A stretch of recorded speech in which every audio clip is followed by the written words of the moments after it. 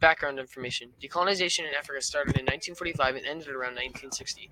Decolonization meant that these countries had independence now. Welcome back. Today's topic is about decolonization in Africa. Today I'll start with Vita. What is decolonization? Thanks, Chloe. Decolonization is defined as the act of getting rid of colonization or freeing a country from being dependent on another country.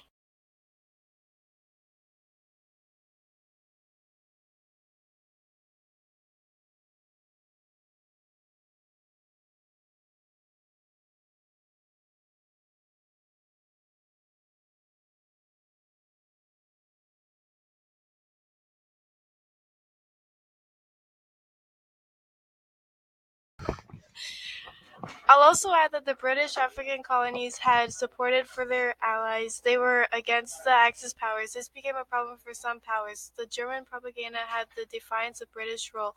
Even the Imperial Japan rule was changed by this. They had a low supply of rubber, which made Africans benefit from this. Another problem was the U-boats patrolling the Atlantic. This reduced the amount of raw resources to Europe and promoted local industries in Africa that could produce these materials.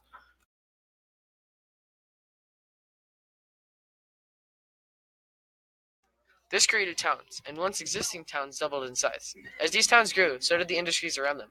This ended up bringing more literacy and brought about local newspapers.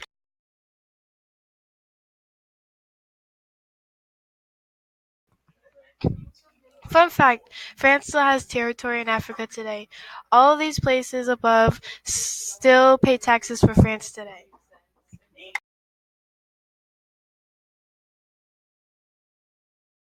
Continuing the information from Alex, the U.S. supported the concept of self-determination because it had ties to its ally, Europe, who had claims on the colonies. The Cold War only complicated things because it offset the goal of the U.S. The U.S. wanted to stop the Soviets from spreading communism.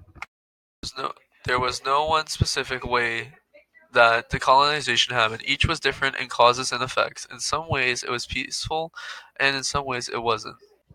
The act of decolonization lasted from 1840 to about 1960. That's all the time we have today. I hope you all learned a lot. That was decolonization in Africa.